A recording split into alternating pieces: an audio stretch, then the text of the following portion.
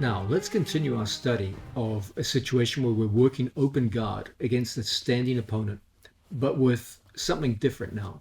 Almost all of the attacks that we've used on a standing opponent from open guard involve the idea of grip and contact. We had a hold on our opponent, whether it be with spider guard, lasso, X guard, it doesn't matter. We had some kind of decisive grip and connection to our opponent, and as a result, we were able to create an off balance and knock them down and start scoring points.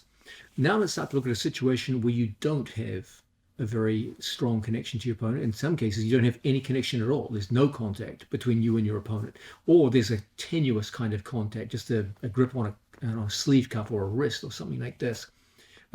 This usually occurs in situations where we have an opponent who's reluctant to engage with you. Okay, so if I have a standing opponent in front of me, very often from here we'll have situations where the guy is aggressively coming forward, and that's wonderful because then they come on to our connection, and as a result we can go into all the various forms of guard that we've seen so far. But there's also that guy who maybe you've successfully swept him a couple of times and he's a little gun shy about coming forward. He's playing a tactical game of distance, and as a result you're working from bottom position, and it's hard to get the regular grips and get to contact with your opponent. So a natural question for you to ask is, okay, what do I do in these situations? Do I just have to stand up and engage on the feet, or can I still be effective from the bottom position?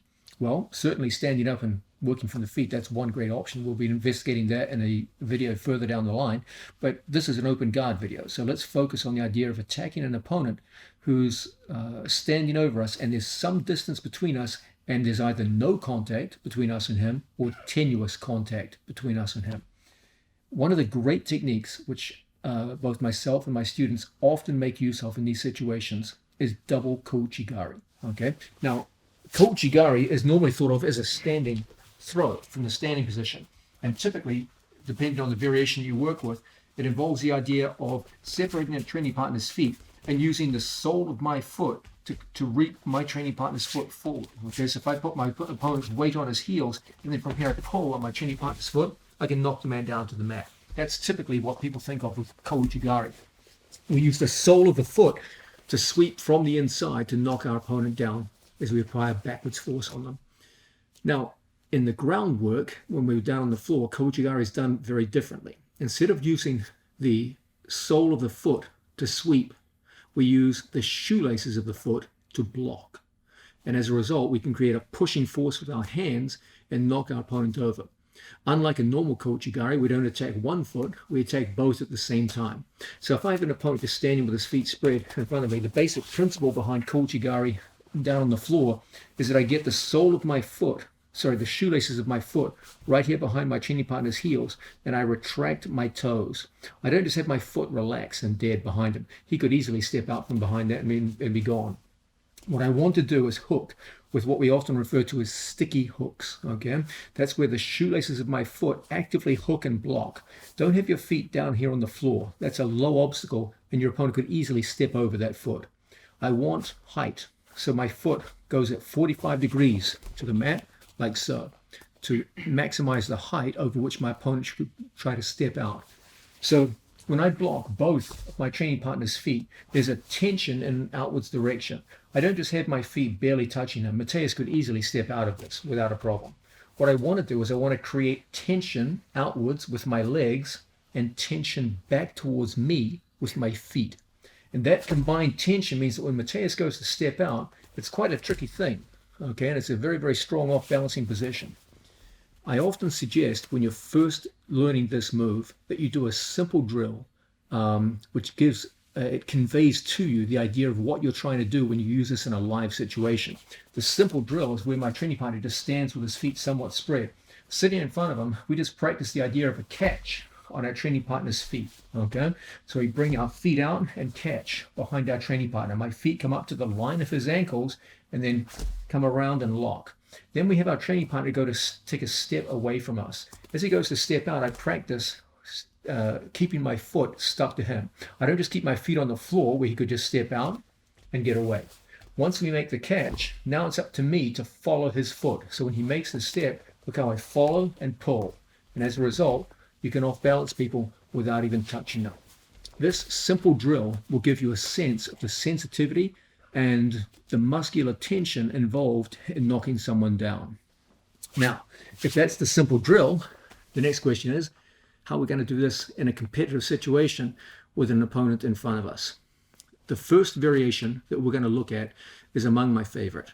And this is a situation where I have no contact with my opponent whatsoever. He's standing in front of me. Usually the best time to hit this is when my opponent's in a relatively square stance.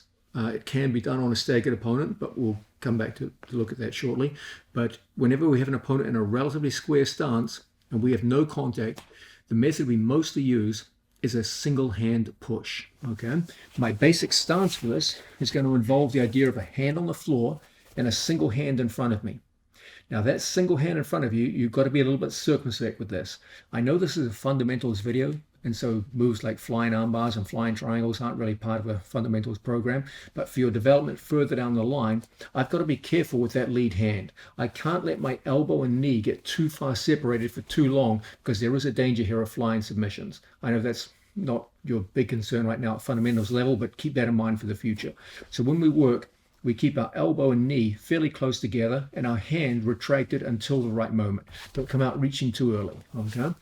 Now, this position with a hand on the floor means that I have mobility and walk towards my opponent.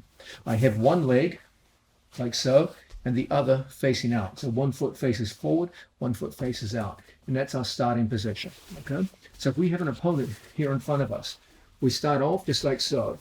Moving towards our opponent, I will often fake as though I were interested in gripping the hands or the sleeve cuffs, but that's not my intention at all, okay? So I fake on one side, and then I bring my body relatively close to my training partner, okay?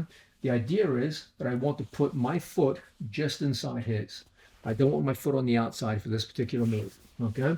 So I start off here in front of my training partner. I play with the lead hand, like so. And then in one motion, I just take my whole body and I throw my body towards him.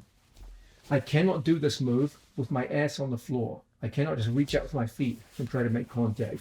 I want to actively throw myself. This is the foot that I jump off. That's why I put it just inside his feet. And then from here, I throw my body to him. As I make the throw of my body, I push off this right hand on the floor and I push towards my training partner's shoulder. Okay, so there's a double push, one off the floor and one off my training partner's shoulder.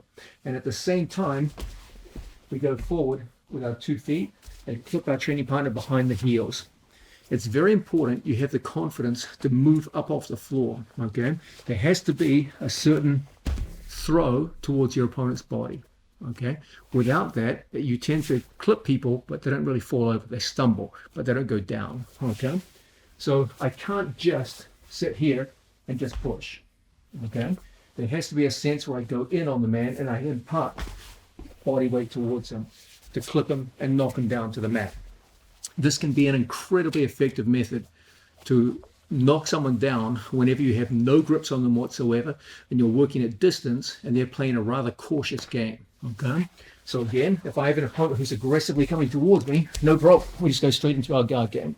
But if we have a guy popping up and moving away, that's exactly when from here, I get my hand in the inside position, foot on the inside position, and then I just jump towards him, clip, and down we go to the mat.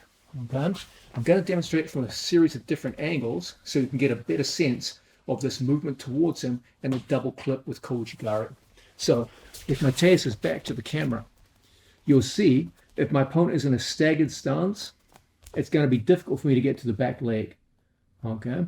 So typically what we do is we either wait for a given stance to occur, or if your foot is back, we will actively pull to get the man squared up to us.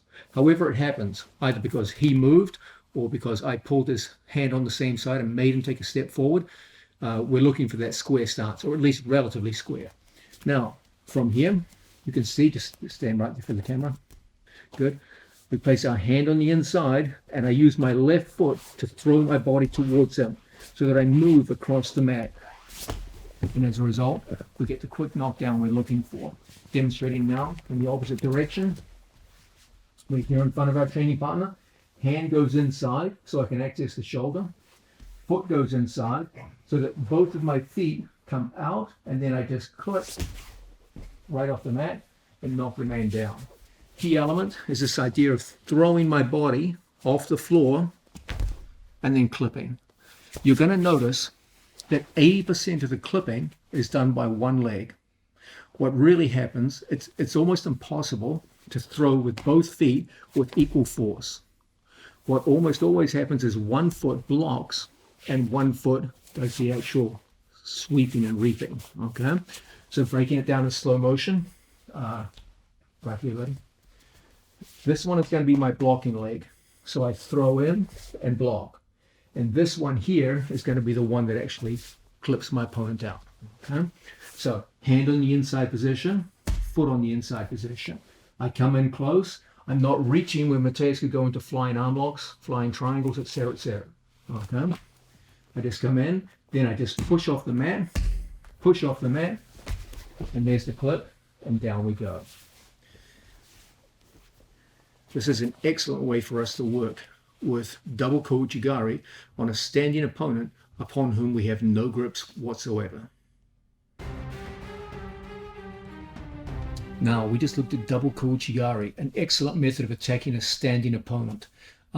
We just looked at one of the most effective variations where we had no grip upon our opponent whatsoever.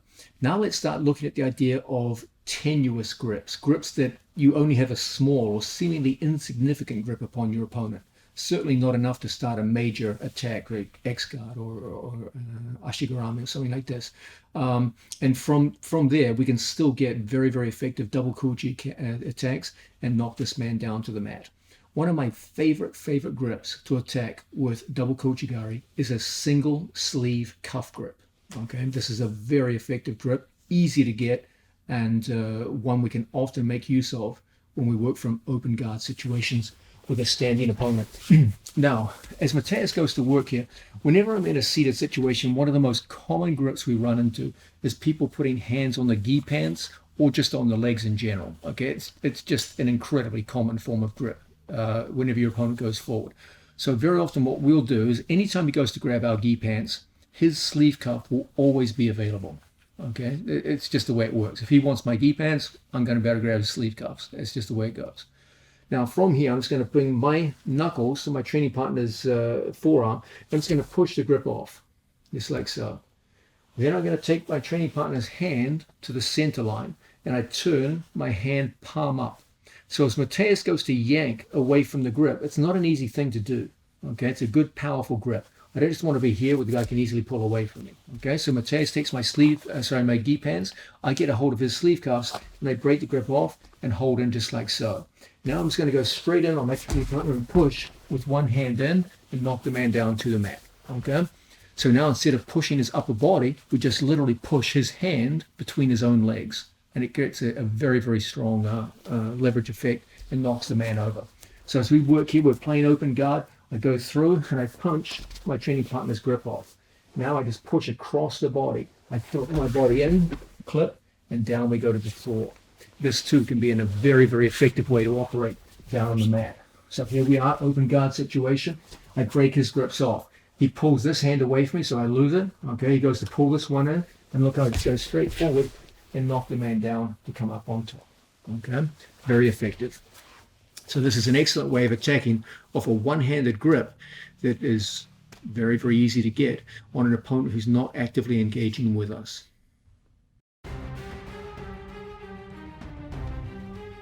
Now we're looking at double Kouchigari as a method of attacking an opponent when we don't have tight connection to our opponent. There's space between us, and we still want to be effective down on the floor. Let's look now at one of the absolute most effective grips. Again, this is a grip we get all the time in open guard situations and leads very well into double Kouchi. This is double cuff gripping. So from a situation where we have Mateus standing over us, very often from in here, he'll go in to grab our gi pants, and we will go in to get a hold of our training partner's cuffs, like so. Okay. Now, once we get a hold of our training partner's cuffs, there's a good chance for us now to start going into various forms of guard that are very popular from these positions. So spider guard, for example. Okay.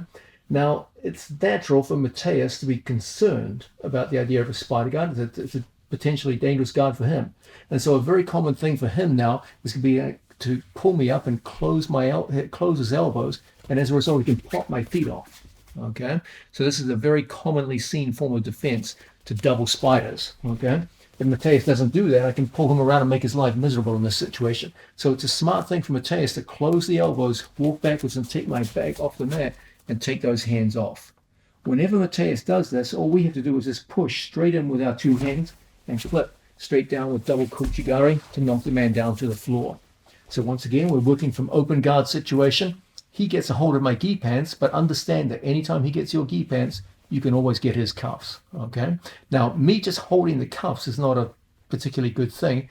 In fact, I would argue Mateus has the advantage right now because I have no connection to his arms. So he could easily spin me by for Toreando, for example, and cause a lot of problems, okay? So the onus is on us to form a connection here. Now, when he goes for that same Toreando, it's a lot more difficult, and we can work pretty effectively from this position. So a smart thing for Mateus to do is to close those elbows and start walking backwards. And as he does so, he runs right into double Kouchigari, okay?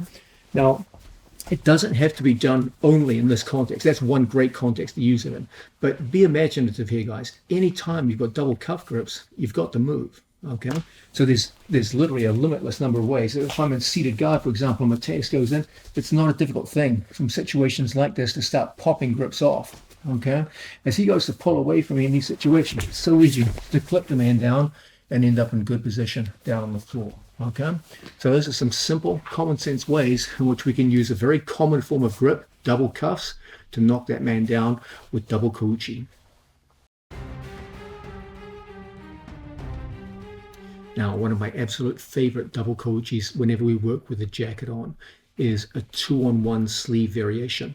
You guys probably know from already in the video, I'm a big fan of 2-on-1 sleeve grips.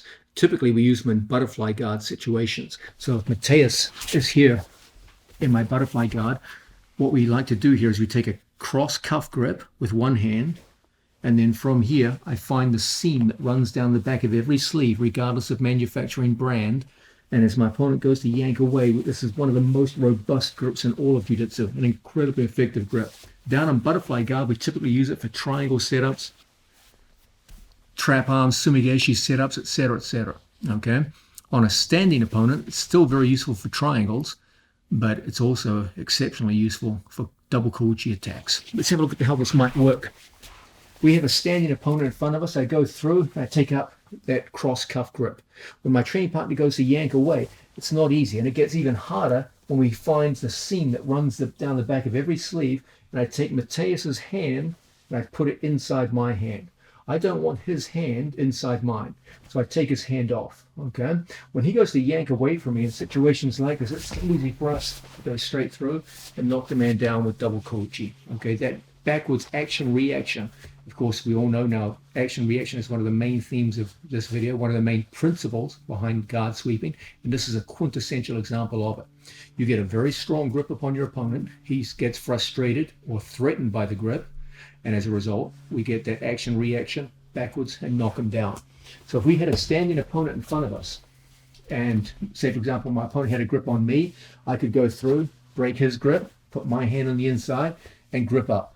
Now, from a situation like this, if Mateus doesn't react to this threat, it's a big danger now from being attacked by triangle. So what many of our opponents do in these situations is they start posturing up and pulling away.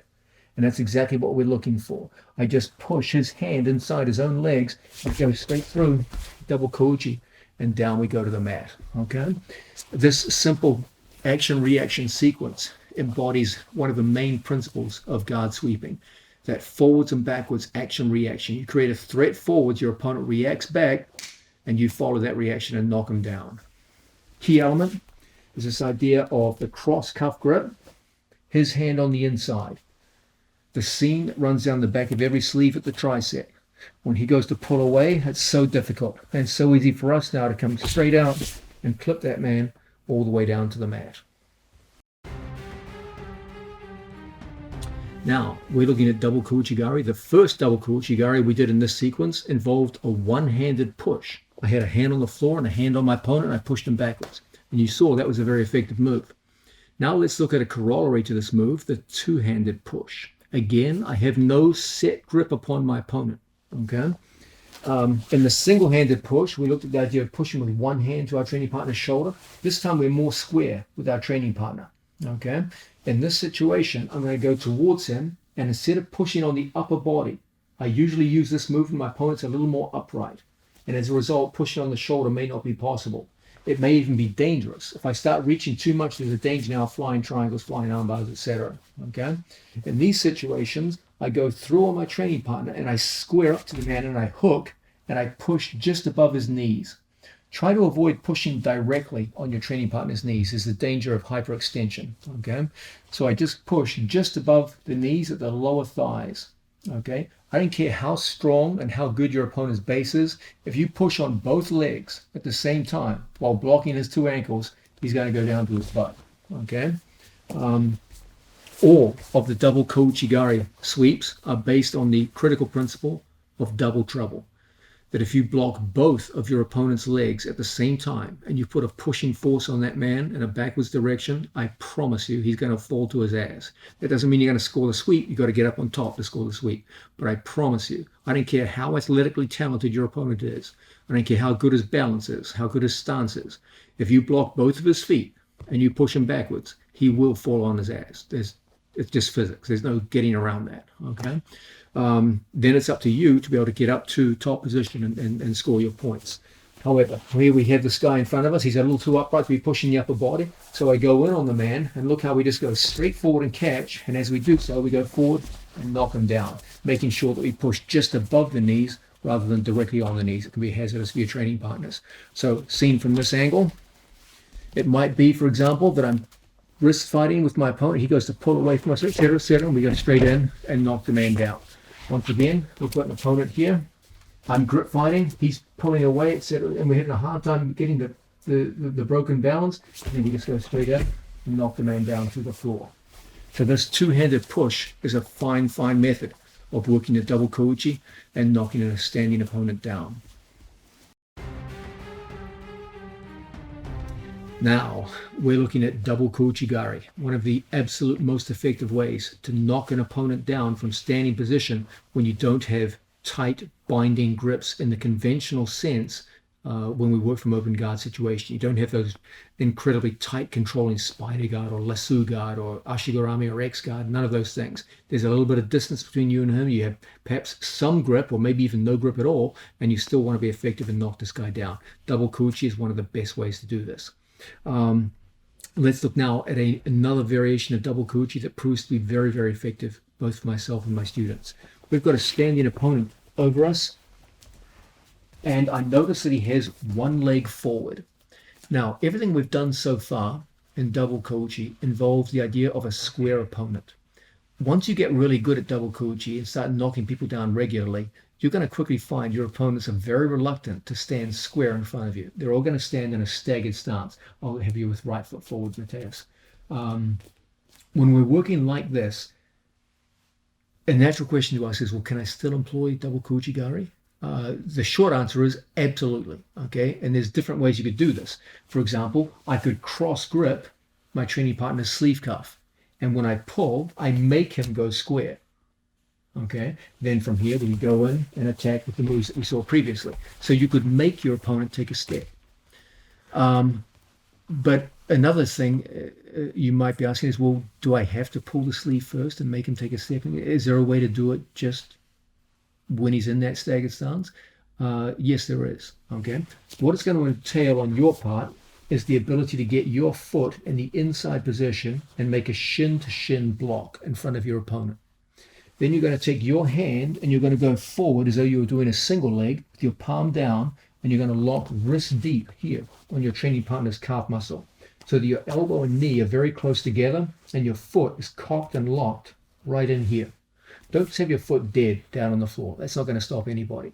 I need to make sure my toes are actively retracted and the shoelaces are hooking in so that when Mateus steps forward, my shin blocks him. And when he goes to step back, my hand and wrist stops him. So this front leg is effectively nailed to the floor. It can't go forward and it can't go back. That means that Mateus has to try and take this foot as far away from me as possible, okay, in order to stop any kind of sweeping attack from here. But I have good news for you. I don't care what your opponent intends. You can make that foot come forward like a magic trick, okay? I want the foot to come to me. So all I do is I put my hand on the floor, and my left hand pulls to my right hand. I don't care how strong your opponent is, he's going to step forward. Okay, this is an incredibly effective way of drawing a foot where you want it to go. Okay, so we lock, there's the front leg in place, then I come in and I make him take that step. Now all I do is I clip his leg and I push just above the knee. So I push here and I clip. And as a result, we get the quick knockdown we're looking for and the Kouchi action to put the man down to the mat. So once again, we're dealing now with a staggered stance. My foot goes to the inside position. I go through and I lock up my training partner's lead leg. He's probably going to step back as far as he wants. Okay, he can go all the way back, all the way. It means nothing. One good pull and you'll make him take that step.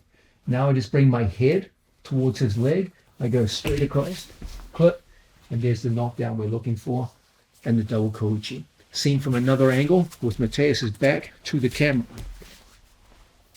First things first, I go in and secure the lead foot.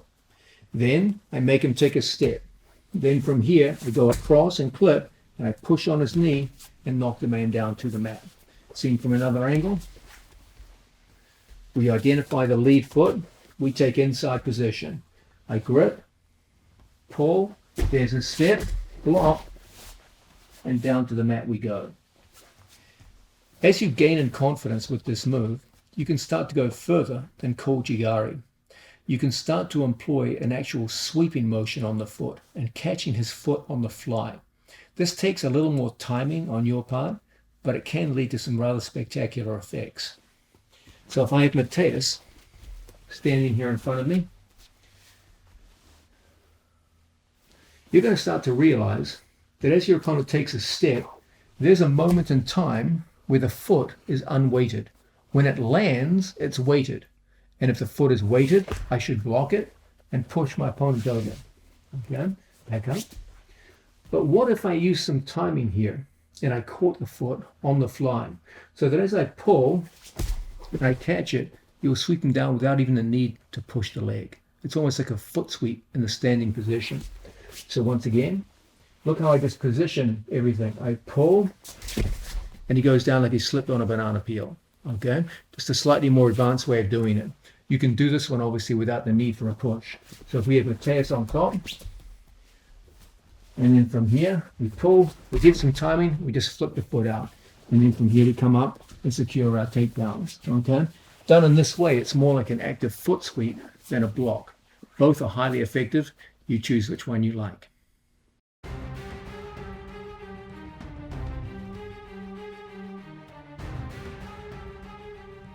Now, one of the great themes of this video is that if you're going to be good at open guard, you're going to have to be good in 4 main scenarios. Okay, it's no good being strong in 2 out of the 4 scenarios. Your opponent will beat you on the other 2. Completeness in open guard requires you be very competent in situations where your opponent's on 2 knees, in situations where he's on 1 knee, the so-called knee drop, situations where your opponent's standing, and a 4th critical component, when your opponent is in the split squat, or as it's often referred to, a headquarters position. There's a sense in which many open guard videos do something of a disservice insofar as they just show a collection of moves. Okay, here's a set of moves that you do on upon an opponent and give them a try. That'll work up to a certain level. But the truth is, whenever you go to play open guard against a skilled opponent, he's going to be looking to shut down your ability to apply those moves. So you have to learn how to apply the moves in the context of your opponent's resistance. The number one method for your opponent to shut down most of the offensive moves from open guard is to go into a split squat. This positions his body in a place where he's relatively safe, and he can now take his time and pick and choose what kind of guard pass he wants to use upon you. So if I'm dealing with someone who knows what they're doing, I can't just come out and perform moves on someone. I need to be able to shut down his various methods of gaining advantage over me. And his number one form of gaining advantage is to go into the split squat, or headquarters position as it's often referred to. So the big question that we need to answer in this video is, okay, I'm dealing with a good opponent who knows what he's doing, and he puts me immediately into the split squat. What do I do now? He shut down most of the basic attacks. What do I do?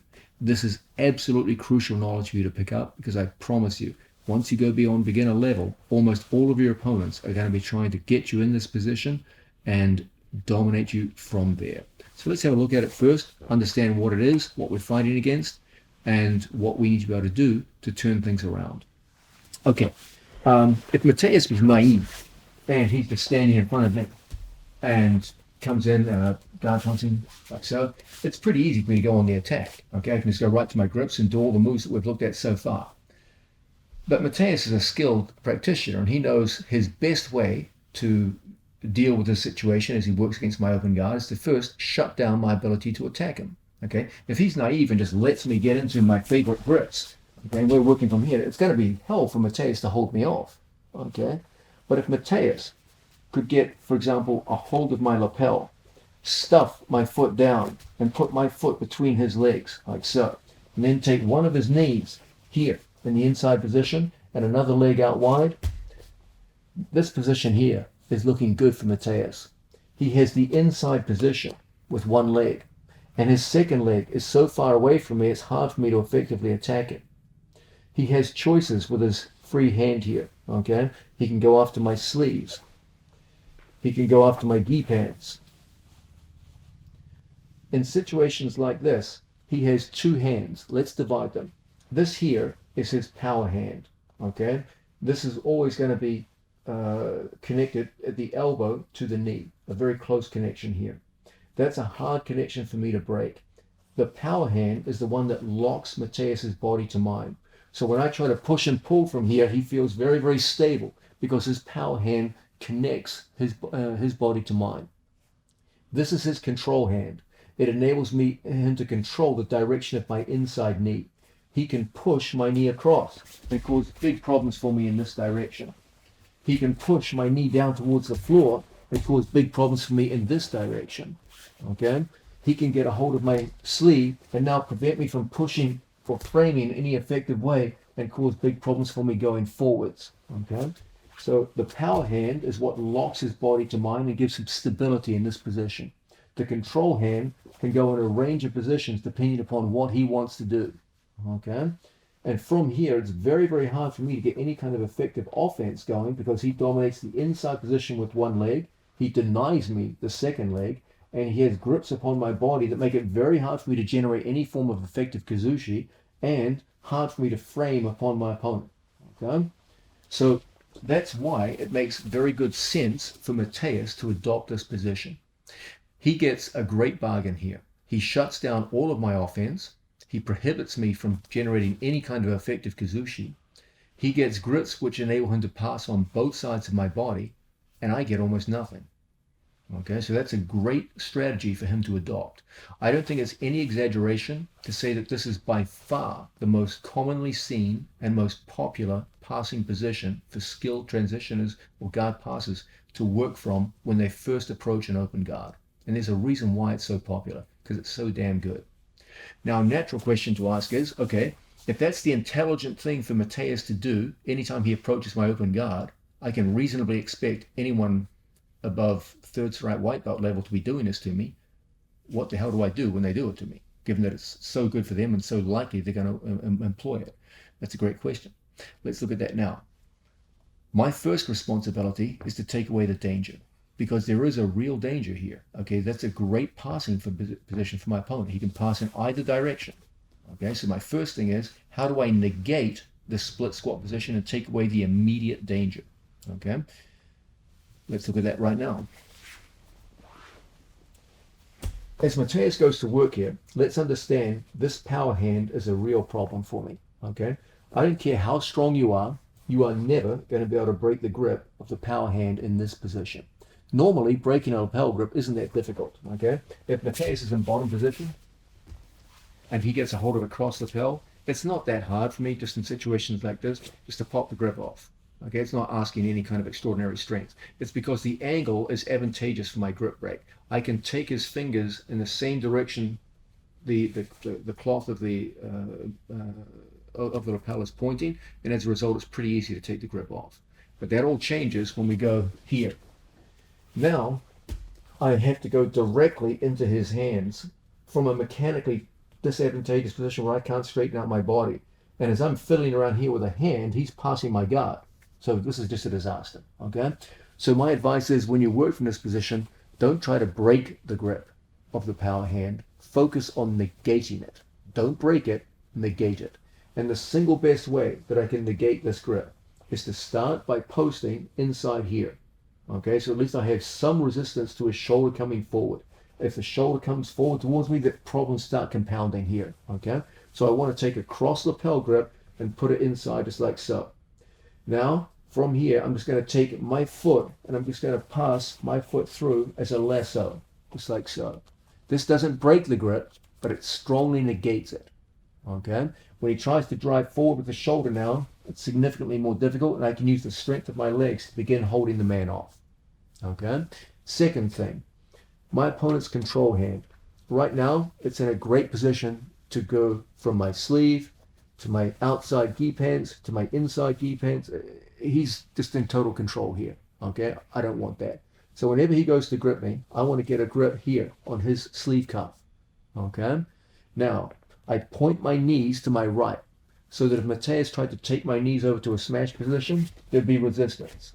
But this comes at a price. Because my knees are pointing to the right, there's a danger he can take my knee down to the floor and then start knee cut passing. Okay?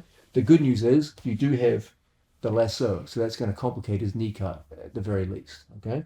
But we can do better than this. What Mateus wants to do is take his knee down to the floor. If Mateus can put his knee on the floor, he's going to pass me almost every time. Okay, that's a great passing position for him. So what I want to do is I want to make damn sure this knee never gets to the mat. Because if it does, my problems truly compound. So what I do is I put in an elbow block. That's where I put my elbow underneath my own knee. I don't care how strong Mateus is. When he tries to drive his knee to the floor now, it'll never get to the mat. The elbow block will hold it off every time. Okay? So what I'm going to do is I'm going to get a hold of my training partner's sleeve cuff. So when he tries to grab my gi pants, etc., it's tough. And then I just put my elbow underneath my own knee. Now when Mateus tries to pass from here, you've shut down the whole position. So even though he has the vaunted split squat or headquarters position, can't really use it effectively. He can't use it to dominate me. Okay? There's a lot of little details in there, so I'm going to start changing some angles for the camera so you can start to see this better, and I'll go further into my explanations. Okay, we're trying to understand the split squat as the eminent guard passing position for an intelligent, skilled passer to go into first so that he can be safe, he can shut down my offense from open guard, and he can pick and choose how he passes my guard. He's got a whole bunch of guard passes he can use from there. Okay, so that's the intelligent thing for him to do. So we've got to do something to stop that. Coming up close to the camera now. We know as our opponent goes in, he's got a power hand and a control hand. Okay? From here, he always wants to stuff my foot and put it inside his legs. Okay, so he has an inside position with one leg, and he's denying the second leg to me. Okay, as he comes forward on me, he goes into a position where he can get his knee to the mat. He can pass easily with knee cut passes on one side.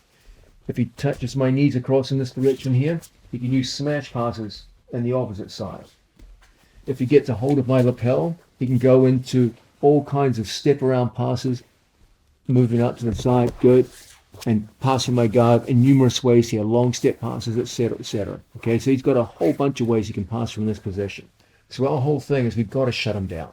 Okay, I can't physically break a grip from this position, and it would be foolhardy for me even to try, because now I have no ability to frame on my opponent. My hands are occupied down here, and it's probably a losing battle physically in terms of strength. This is not a mechanically strong position to break grips from. Okay, so our first thing here is always to get this initial grip in just like so.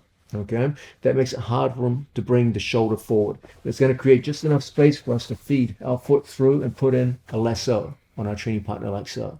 Okay, so we've got an initial kind of resistance to our opponent. Now from this position, I've got to get this knee under my control. So I take away my training partner's cuff grip like so. So he's no longer able to determine where his hand goes at any given point in time.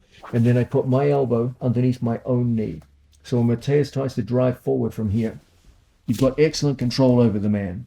Okay, you've got a nice little reverse De La Riva hook in on the legs, and when he comes driving forward on you, you've got a good ability to hold the man off. Okay, just because your elbow is reinforcing your knee position. And from here, even though he has a very good passing position overall, you've shut down the main forms of danger. He won't be able to use a smash pass to my left because my knees are pointing to the right. Okay, he won't be able to knee cut to my right because my elbow is underneath his body like so. And from situations like this, it won't be so difficult for us to start off balancing people and start getting the initiative back after we've shut down his offense. Okay, so this is my first recommendation to you. When someone takes this potentially dangerous passing position, shut down the danger by getting your body configured in the way I just described, and you can take away the immediate danger and then start going into your counter offense. Now we're looking at what is, in my opinion, one of the most important elements of this video. My intention is to get you guys very, very good at open guard against good people. Okay, anyone can go open guard against a white belt and just sweep them and do all the moves that you see in this video. That's fun, that's good. But I don't want you beating white belts. I want you beating very good colored belts and ultimately black belts. That means we're going to be working against skilled opponents, and we know now that most of our skilled opponents will be adopting a framework where they first try to shut down your open guard game and then they try to pass you. They don't just naively come in and try to pass. That way they come right onto all your best weapons, they get finished easily. Rather, they use a step-by-step approach where they first come in and take away the dangerous elements of your open guard, and then once they've got control of you, then they start picking and choosing their passing depending upon what they see in front of them. That's what skilled opponents are going to do. And the number one method that they're going to be using against you by a landslide is the split squat, or if it's often referred to, the headquarters position. Whenever someone drops down into a split squat, their intention is to shut down your ability to be effective. They're shutting down your grips, they're shutting down your ability to create kazushi, and they're giving themselves a nice, tight, close proximity to you where they can pass either left or right and put forwards pressure on you so you can't move effectively. We just saw in the previous segment how to take away the immediate danger. But we've got to do better than that. We can't just take away the danger, we've got to get out there and start attacking people. The whole idea of open guard is to create an offense where you can go out there and take the fight to the opponent. Here's the best piece of advice I can give you. If split squat is his best position when he comes into my open guard, if that's the best he can have, the natural question for me to ask is, how can I turn it against him so that I can go into the best that I have? One of the big themes of this open guard video is that there's many great open guards out there, but the one which I favor above all, standing up, is this, where we have a foot on our training partner's hip, we have the extraordinary power of the cross collar grip, we have control over his lead hand, and a foot here in the bicep. This creates tremendous control of the head. It creates a situation where he can't effectively use his hand to pass my guard, and it creates vulnerability in the lead arm where you can immediately go into submission holds. And it's the perfect framework to go into kazushi and get our opponent's hand down to the mat. So it has all the best ingredients of a good open guard. You can use it to go into submission holds, you can use it to go into sweeps, and you can use it to go into any other of the various forms of open guard that we looked at. It's equally effective on a kneeling opponent as it is on a standing opponent. So if his best position when he goes to pass my guard is the split squat, and my best position when it's time to employ open guard is the cross collar and cuff and bicep guard, what I look to do whenever someone gets me in split squat is I turn things around and I go from his favorite position to my favorite position. That's always my advice to you. Rather than try to sweep him from the split squat, which is a position literally designed to stop you from sweeping, rather than try to fight from there, I will move my body in such a way that I switch from his favorite position to my favorite position, and then I go into my attacks. That's my philosophy of dealing with this very, very problematic situation. So let's look at how we might do this. Okay, we've got a skilled opponent who from standing position comes in and immediately takes a hold of the position as we've seen it, okay? Now he's in a very, very good position to go on the attack. So our first thing from here is to stop the shoulder coming forward, okay? Let's say, for example, out and standing, I was playing like so, and my opponent stuffed the foot and came straight in here. That would be a realistic way in which this might all occur, okay? Now, our first thing here is always to take our foot and bring our foot across in front to take a little bit of the heat off, okay? Now, from here, the big danger now is this side of the body, okay? Because it's this hand, which is either going to get my inside gi pants, outside gi pants, or my sleeve cuff. So there's considerable danger here. So I'm going to take my two hands and I'm going to go across and I'm going to take the inside position at the shoulder and the elbow. So when my training partner tries to drive forward, you can hold him off, okay? He's got to be careful about how far he drives forward here. The further forward he becomes, the more my De La Riva hook will start breaking his balance. So he's got to be circumspect here with his weight. So we just hold him off like so. Now from here, we're in a position where I can easily take my hand and go inside. So I'm switching from cross lapel one side to cross lapel on the other. Okay, so now I have a shoulder post supported by the gi on the inside. Okay, now from this position, I'm going to take my hand, I'm going to go through, and I'm going to take cross cuff, just like so. I'm going to take my 2 feet and I'm going to extend my legs to mess with his balance. So my knees come in and I extend. I use my reverse De La Riva hook, in this case it's my right foot, to push, pull, lift, and extend. Then all I do is I just put my foot here in my training partner's hip, and as a result, I can turn my body around the corner, and what have we got? We've turned it all around. So we went from his favorite position, the split squat, to our favorite open guard position, the cross collar, cuff, and bicep. Now when he goes to move around from here, you've got the excellent control that we favor so much. And from here, we can go directly into our submission holds. We can go directly into the various sweeps that we favor and start knocking people down. So this is my philosophy when I work from this position. I don't try to sweep people from a position which is expressly designed to stop sweeping. Okay, that's hard work. What I do is I convert his favorite position, the split squat, into my favorite attacking position, the cross collar, sleeve, and bicep. And from there, I've got all of my favorite attacks as we've seen throughout this video. So let's look at it from another angle. Okay, my opponent's an intelligent fellow, and he does the right thing, stuffs my foot, and comes in like so. Okay, first responsibility, negate my opponent's power hand. So I come through and I put my foot right there in front. You'll notice my right foot has a reverse De La Riva hook in like so. My foot's not just down here dangling, okay? I'm actively hooked in to my training partner's thigh using my shoelaces. Now from this position, I bring 2 hands across to the other side.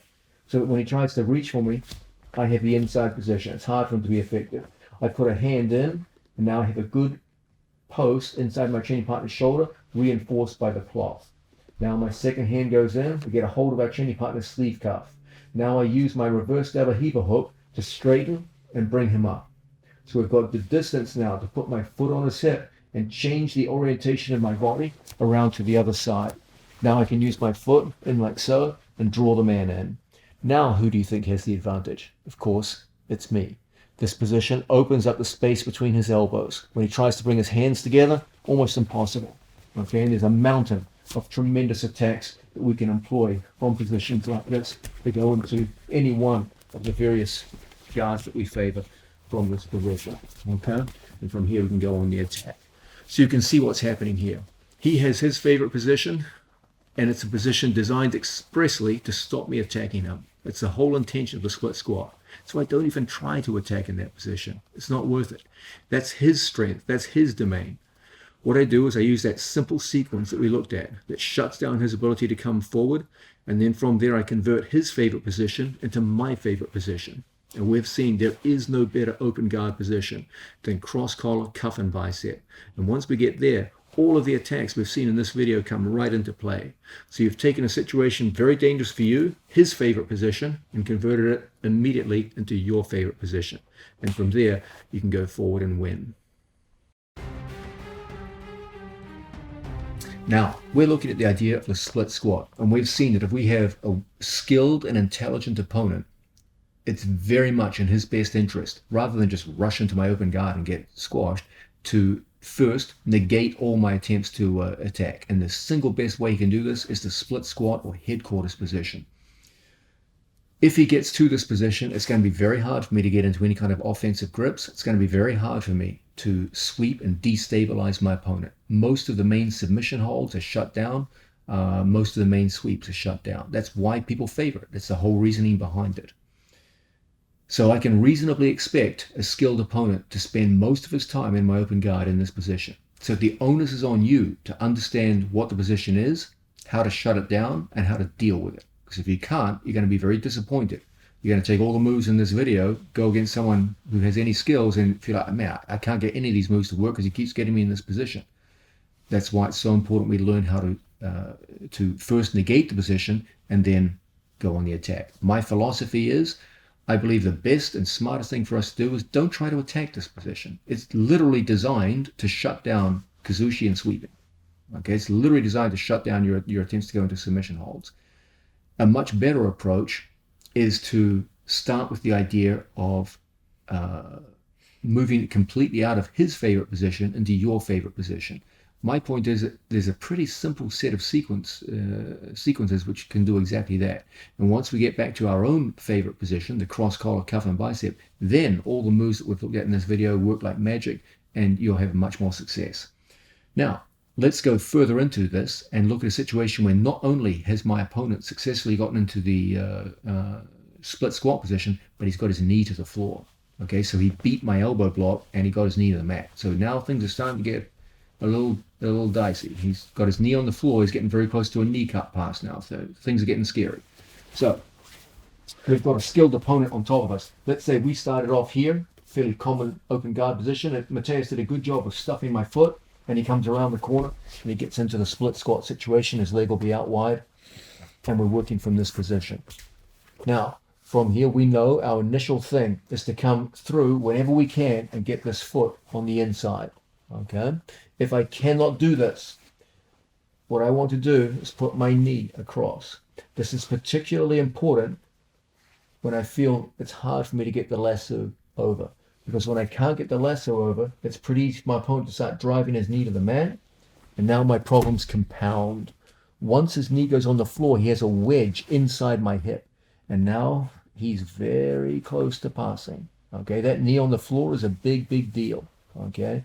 He went from a good position to a great position. And now it's, if I don't do something fairly soon, he's definitely going to pass. So what I'm going to do is I'm going to pass to a different grip and lock out like so. So my right hand passes a reverse lapel grip to the left hand. Right cross collar passes, and I take a reverse grip, thumb down, just in like so. This reverse grip is a purely defensive grip.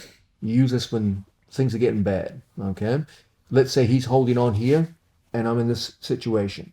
I'm going to bring my knee through here as a knee shield, okay? And I'm going to start pushing my opponent's body out in this direction here. As my opponent tries to come through and pass, I keep the knee shield out so that as the knee comes to the floor and he successfully knee slides through, there's going to be a lot of space between us. The space is maintained by my reverse cross collar grip. And as a result, it's pretty easy for us to use that knee shield action to put our foot through and get all the way in, like so, with our foot to our training partner's hip. If I can find the hip, I'll always be able to pull my body around the corner and go and cross lapel. And you probably guess where we're going from here. We go right back to our foot in the bicep, and we're in a winning position once again. Okay? Now from here, all of your myriad attacks from this position start to kick in, and you can start putting people down and going into offense. So let's have a look at this again. We've got a skilled opponent who intelligently stuffs our foot and comes down into the split squat position. Now, he's too close for me to get my foot in, and he's doing a good job of bringing the shoulder forward and creating pressure and getting his knee towards the mat. So from here, I'm going to make a pass off where I go from a cross lapel grip to a reverse grip. This is a very useful defensive frame because it locks my arm out, and now as he leans forward into me, my arm will always hold him at a minimum distance. And as a result, I can use a knee shield to push my opponent away from me. Now, even as he gets his knee to the floor and passes, my reverse grip means that as he comes around to pass, there'll always be sufficient space between us to get my foot through. Once my foot touches the far hip, it's so easy to switch my grips and come around to the other side. And from here, my foot goes inside the bicep, and now we're right away into our favorite attacking position and ready to go on the attack. Okay? This is a common sense way to stop that dangerous situation where my opponent successfully gets his knee to the floor and threatens to come around with his knee cut. You can still turn it around even at that late and dangerous time and get back to your favorite form of open guard. Now we're looking at the idea of a skilled opponent who's using the split squat position to shut down our open guard game and go into strong passing positions. It's important we be able to get out of the split squat situation and back into our favorite open guard so that we can carry the offense from the bottom position. There are things you can do when someone's in a split squat position. There's good attacks from there, but when your opponent is knowledgeable enough to get to that position, we presume that they have pretty good skills. They're not going to be easy to attack in that position. So my general philosophy is get out of his favorite position and into your favorite position. And we've seen it's actually pretty simple to do this. It's not a particularly difficult thing to do. Let's look now at a last ditch method of going out of his favorite position, the split squat when he's trying to pass, and our last ditch attempt to go back into an open guard and go back on the offense. So once again, we've got a skilled opponent who, working from open guard, does a good job of stuffing our foot and comes into the most powerful position for him to pick and choose his guard passes from, the split squat. Now, we've seen now it's not always easy to get that lasso hook in when he starts driving forward. Whenever we feel that, we take our reverse grip. The reverse grip is a purely defensive grip which locks out my arm and creates a very strong stiff arm effect upon my opponent. Okay, it's a grip that's hopeless for any kind of offense, but it's damn good for defense, especially late defense like this. As my opponent starts coming in towards us from in here, we start stiff arming out like so. We're going to take our knee shield across, just like this, and start pushing out and come up to our elbow, like so. If he holds on tight in this position, the onus is on us to swim our hands through and put the web of our hand underneath our training partner's wrist. And as a result, we take our hand back towards ourselves, and there's the grip break. Now I use that one-handed grip and post out like so. As my opponent starts driving through towards me in these situations, we want to build up to an elbow, just like so. As he comes around the corner, I come up to my knees, just like so. Now I'm just going to put my shoulder down to the mat on the same side as my stiff arm grip, and as a result, we can roll on through. My feet come back in front of my training partner, and you guessed it, we come back into our favorite position and lock out. Once we get to a position like this, it's very, very hard for my opponent to do anything constructive from here. Okay, his whole game is to stuff my foot and go back into the position we just saw, but it's not easy when my foot follows his bicep. Okay, if I see my opponent trying to stuff the foot, we make sure we're sticky in the bicep like so, and then we're constantly taking the man out of balance and getting a hand to the floor. If his hand's on the floor, he doesn't have his hand on your foot trying to stuff the foot anymore. And as a result, it's very easy for us now to go into our counter offense and work from here. So once again, we have an opponent doing a good job of stuffing the foot and getting into this very powerful position, the split squat, from where he can pick and choose his guard passes. He can shut down my offense and decide where he's going to go from this position.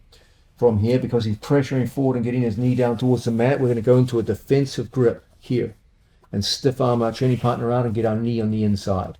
As he goes through and gets his grip, I go through underneath and I take my hand away and break his grips. His whole thing is going to be to drive towards the floor. So from here, we start coming up to our base. Now I just put my shoulder down behind my training partner and we roll on through. And as a result, we're now in a position we can fight our way back into our favorite form of guard. And from here, we start knocking feet down to the mat.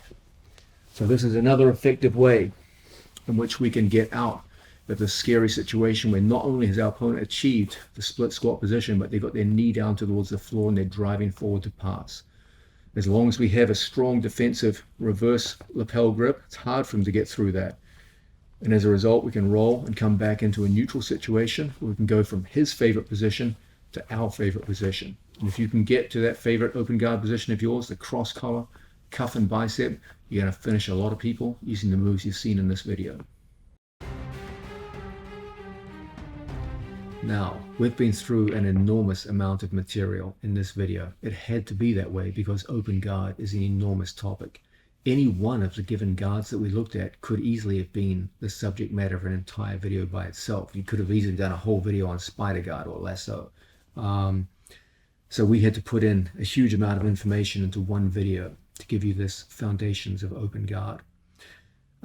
It may well be worth it for us to give a brief segment on just putting all of these skills into a package so that you can just look at it and just see the big picture, as it were. The first skill that we need to be able to work on is the skill of getting to an open guard with some form of control over our opponent, an entry method, okay? And as you've probably picked up from the video already, the main method of entry is going to always be the cross lapel grip, because this gives immediate control of your opponent's head. It enables you to pull and get your opponent to take a step, and it draws him onto your legs, okay? So there's dozens of different ways we could enter into open guard, but it's my belief that one of the very best is to look which one of my opponent's legs is the back leg, okay? In this case, it's Mateus's right leg. So I take a cross collar grip on the same side so that I can work from a seated position, braced up like so, and pull and bring his legs towards me. This creates the ideal avenue for my feet to take the inside position, throw my body in, and connect to the inside of his legs. Because I connected at the inside of his legs, if Mateus tries to throw my legs by, it's physically very difficult. Okay? You have an incredible ability to gain an initial off balance on your opponent because of your inside foot position. And you can get hands down to the floor, etc., etc. It's a very off-balancing position. And it means that from here, we can easily transition into the various forms of guard that we favor.